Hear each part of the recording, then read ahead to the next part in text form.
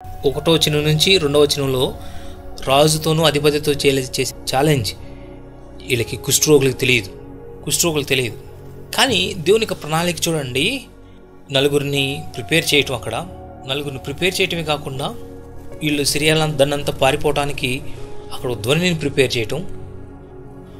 Prepare చేసినప్పుడు వాళ్ళు ప్రాణం కాపాడుకోవడం కోసం మొత్తం ఇశ్రాయేల్ ప్రజల కోసం వదిలిపెట్టేసి వెళ్ళిపోవటం, వాళ్ళు బంగారాన్ని, వస్త్రాలని, లేకపోతే ఆహారాన్ని మొత్తాన్ని వదిలిపెట్టి వెళ్ళిపోయారు. నిజంగా చూడండి ఎంత పెద్ద ధ్వని వచ్చిందో అక్కడ. మరి నేను అనుకోవటం ఇంత పెద్ద ధ్వని ఇశ్రాయేల్ ప్రజలకి వినపడకపో ఉండొచ్చు. నిజంగా ఇశ్రాయేల్ ప్రజలకి వినపడినట్లయితే ఈ కుష్ఠరోగులు మనం ప్రాణం కాపాడుకుందాం కాదు, ఏదో ధ్వని వస్తుంది అది చూద్దాం పదని అనుకున్న వాళ్ళేమో.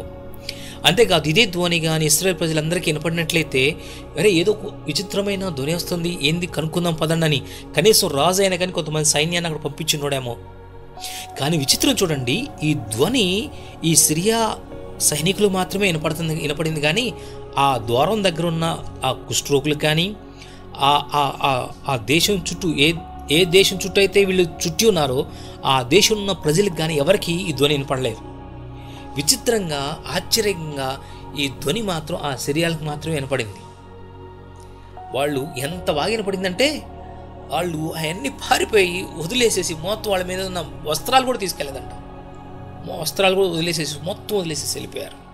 దేవుడు ఇన్వాల్వ్ అయితే, ఎవరి జీవితంలో అయితే దేవుడు ఇన్వాల్వ్ అవుతుంటాడో, ఎక్కడైతే దేవుని కార్యాలు స్టార్ట్ అవుతుంటాయో అక్కడ ఎలాంటి గొప్ప ఆశ్చర్యమైన అద్భుతాలు ఉంటాయి అన్నది మనం